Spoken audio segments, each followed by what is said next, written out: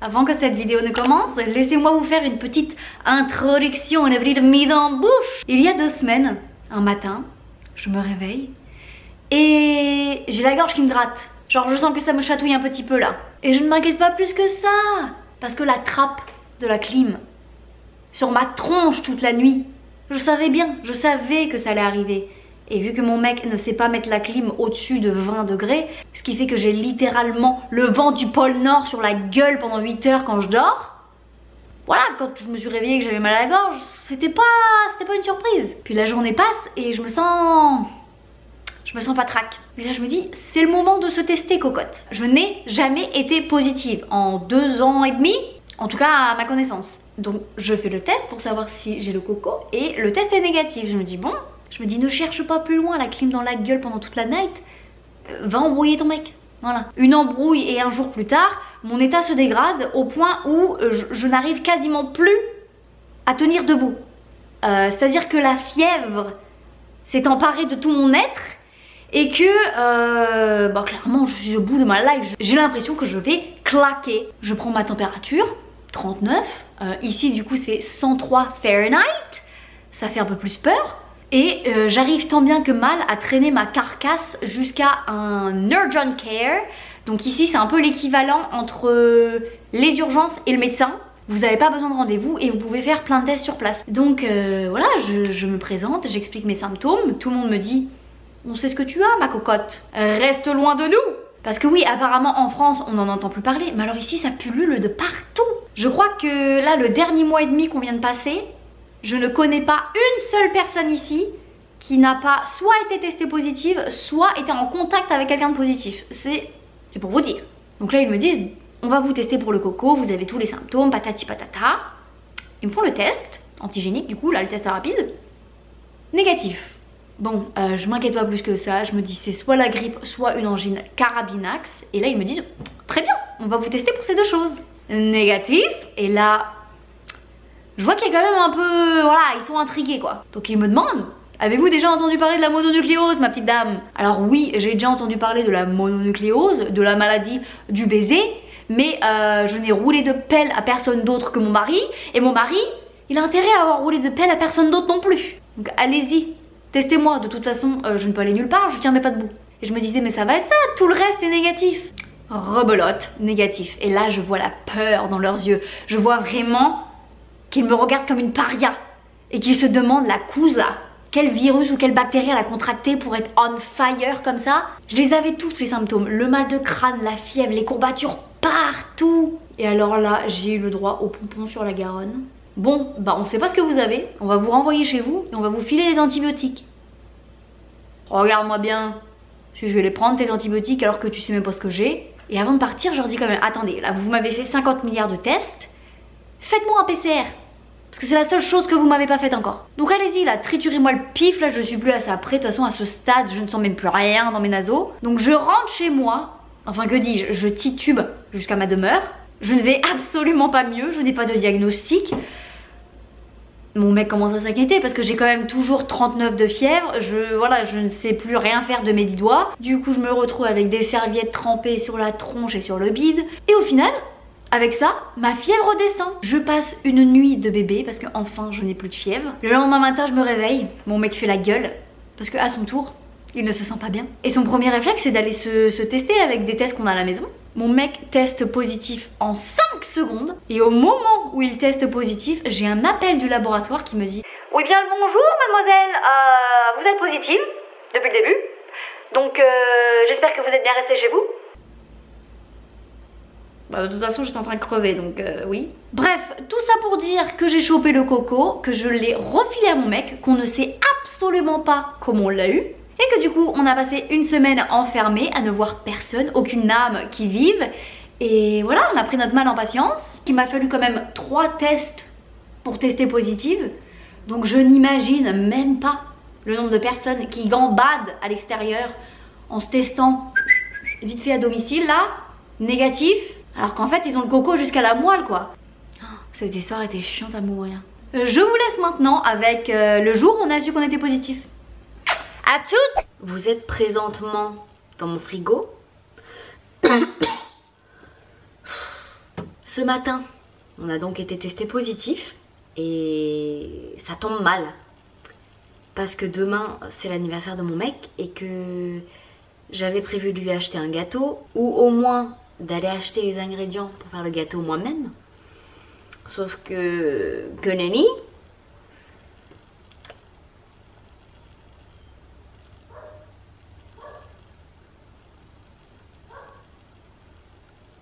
Et puis tout à l'heure, je scrollais sur Instagram et je suis tombée sur la story d'une des boulangeries aux alentours de chez nous qui disait qu'il y avait un gâteau qui avait un défaut et que du coup, il le donnait en rabais à moins 50%, je crois.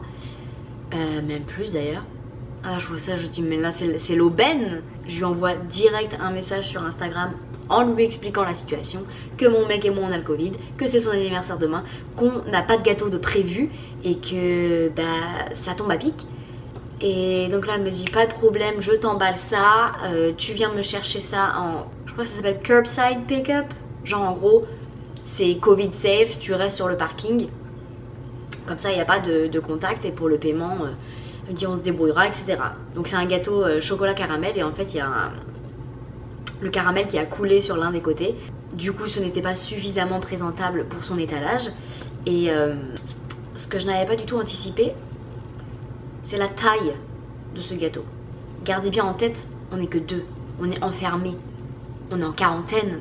Attendez, déjà je vais vous montrer la boîte par rapport à notre frigo. Je croyais que ça allait même pas rentrer. Donc on part sur ce mastodonte. Et maintenant je vais essayer de le porter.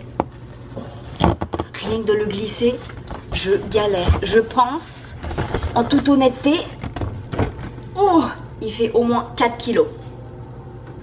Il fait au moins 4 kilos les gars. On va bouffer du cake pendant combien de temps? Mais regardez-moi ce mastodonte. Et du coup le coulis, il est en bas. Mais quand tu le retournes, le gâteau il est impeccable. C'est juste, bah, ça a coulé sur ce côté-là quoi. Mais s'il vous plaît. Non mais regardez-le sur mon comptoir. Regardez mes plantes à côté. Quand je vous dis qu'il fait 4 kilos, j'exagère même pas. J'ai pas de balance putain. Mais au moins 4 kilos. Même 5. Mes 3 bougies elles vont se battre en duel dessus quoi. Elles vont être perdues sur le gâteau. Et en hauteur, je dirais ouais un bon 17 cm. Mon mec quand il a vu ça il a dit bon. Je dis ah bah frérot, c'est ton anniversaire ou c'est pas ton anniversaire?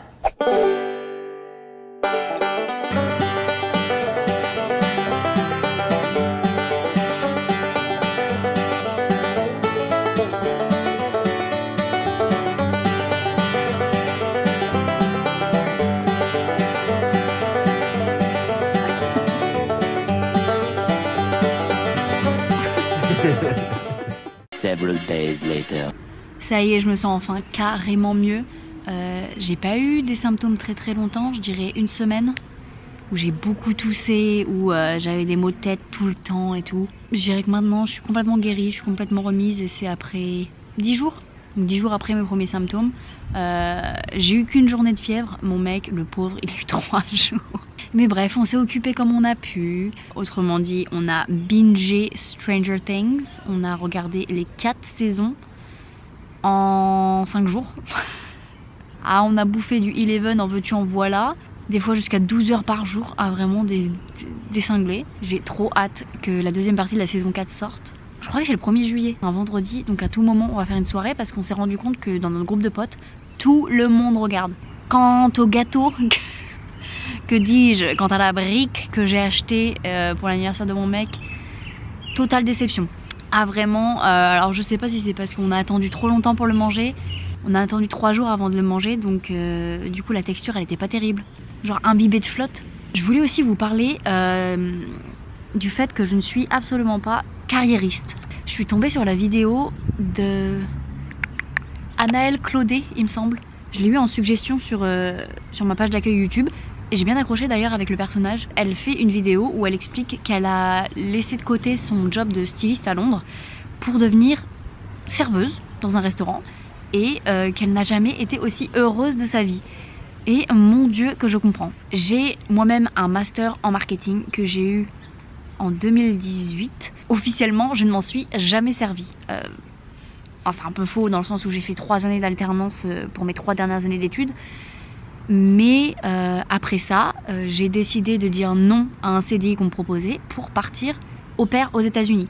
Donc littéralement, je viens d'avoir un diplôme en marketing. Je quitte tout pour être babysitter.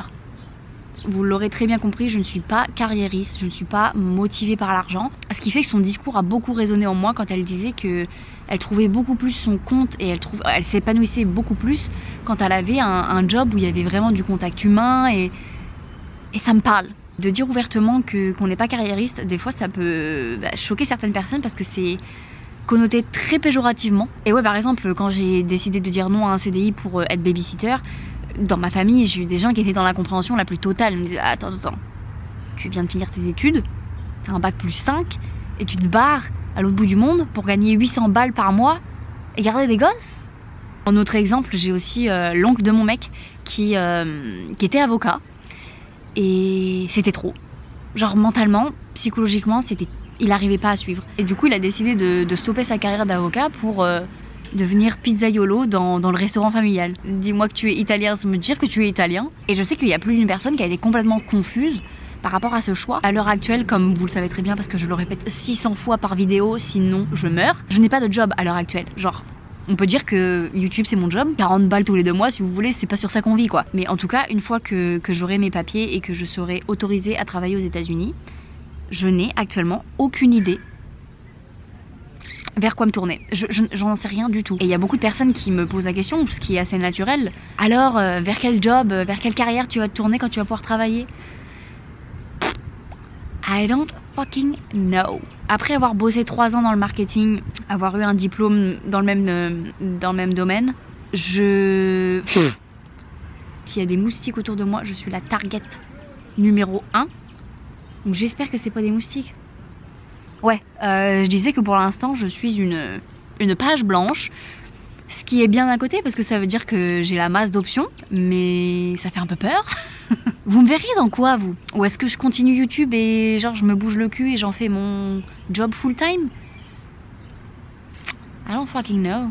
En vrai, quand t'es pas motivé par l'argent, et quand je dis ça, c'est dans le sens où, quitte à choisir la passion ou la thune, je choisirais toujours la passion. Et c'est pas du tout un discours que j'avais avant, parce que je me souviens, mais quelle ignorante j'étais quand j'étais en master et qu'avec mes potes on parlait du salaire et tout qu'on espérait avoir. Et je me rappelle, il y avait vraiment 2 teams. Il y avait la team ah non, moi je préfère vraiment avoir un travail qui me passionne, de me lever tous les matins et d'être contente d'aller au taf. Et il y avait l'autre team dont je faisais partie, qui clamait haut et fort rien à foutre du job, à partir du moment où je fais de l'oseille, que je brasse de la monnaie, je m'en fous. Puis après tu vieillis. Non, personnellement ça a été ma réflexion de me dire en vieillissant, non cocotte, en fait tu peux pas faire tous les jours un taf dans lequel tu t'épanouis pas parce que c'est les 3/4 de ta vie que tu vas passer à faire ce job. Donc might as well enjoy it. Voilà un peu le chemin de réflexion qui se trame en ce moment dans mon crâne. Non pas que je vais avoir l'autorisation de travailler demain et que je vais devoir trouver un job dans 3 jours, pas du tout. Je pense que là ça se compte en 6 mois je dirais. Et encore, si on a de la chance. Je suis vraiment dans un état d'esprit où mon travail ça doit être du concret, ça doit être du terre à terre, ça doit être du contact humain. Et c'est pour ça en fait que je m'identifie plus du tout au marketing et la chasse aux chiffres, aux résultats, aux profits, et on s'en fout que ce soit au détriment d'autres personnes. Non, c'est plus du tout la mentalité avec laquelle je vais être associée. Vous faites quoi vous dans la vie? Vous allez tous me dire votre métier, comme ça va me donner des idées peut-être. Sinon on en parle de mes cheveux, genre all natural. On en dit quoi? On en dit que j'arrête de les bousiller, à les lisser, à les brushinguer. J'espère que ce format vous a plu, beaucoup de blabla, beaucoup de parlotte, mais c'est ça qui me fait kiffer. Je fais très rarement ça sur mes vidéos, mais si vous avez aimé celle-ci, je vous invite à mettre un petit pouce en l'air, à me laisser un petit commentaire parce que je réponds à tous. Et puis si mon contenu vous plaît, je vous invite à vous abonner. Sur ce, je vous dis à bientôt. Allez, des kisses.